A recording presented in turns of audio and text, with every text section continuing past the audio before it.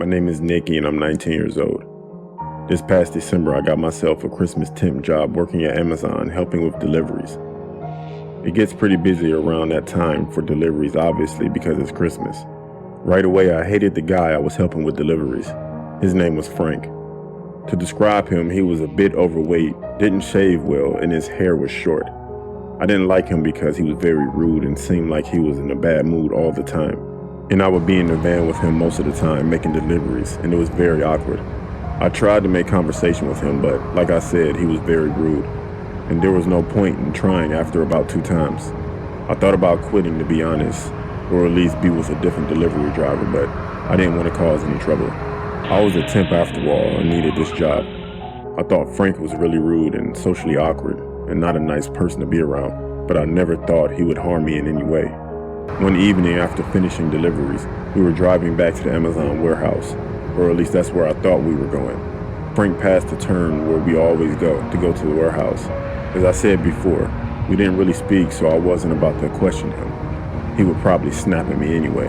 After he continued driving, the more obvious it was to me he was taking me to another place, and it wasn't the warehouse. I finally asked Frank where we were going. He didn't snap at me, surprisingly. He just said we needed to run and do a quick errand. I was looking around my surroundings, and I could see that we were around empty fields and abandoned farmhouses. At this point, it was getting dark outside. Frank then pulled up next to a tall, overgrown, and unkempt cornfield. He said to me in a very firm voice to stay exactly where I was. "Don't move." Frank then got out of the car and started walking up into the dirt road, disappearing into the dark of night. 10 minutes went by. I sat in the van by myself in the dark and had no idea where I was. My phone was in the warehouse in the locker, as we weren't allowed to have our phones during work hours, so I couldn't even go on my phone or use it as a light source. I needed to pee and couldn't hold it any longer, so I got out of the van and headed into the cornfield to do my business. After doing so, I started to walk back towards the van. In the near distance of the cornfield, I could see flashlights, 2 in fact.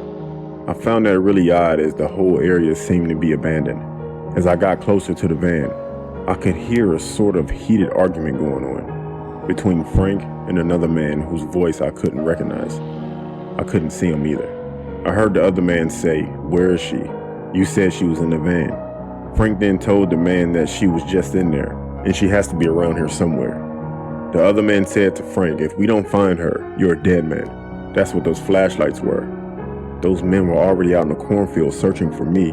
I snuck off into the field, walking quickly but as quietly as I could, the whole time crying and thinking I was about to die. After walking far enough, eventually leaving the cornfield, I ran down the side of a long dirt road. I have no idea for how long, but eventually I came across an old diner which was still open, thank God, and the manager called the police for me. After this incident, I quit my job, but this wasn't the end of it. About 2 weeks after quitting my job, I got a call from my boss who employed me. He told me that I was the last one to see Frank, as no one has seen him since. Apparently there were rumors that he owed people money from gambling debts, the people you don't want to be in debt with. As much as I don't like to think about it, I'm pretty sure Frank's way of paying off his debts with those people was to hand me over to those men. And what those men had planned to do with me, I never wanted to imagine.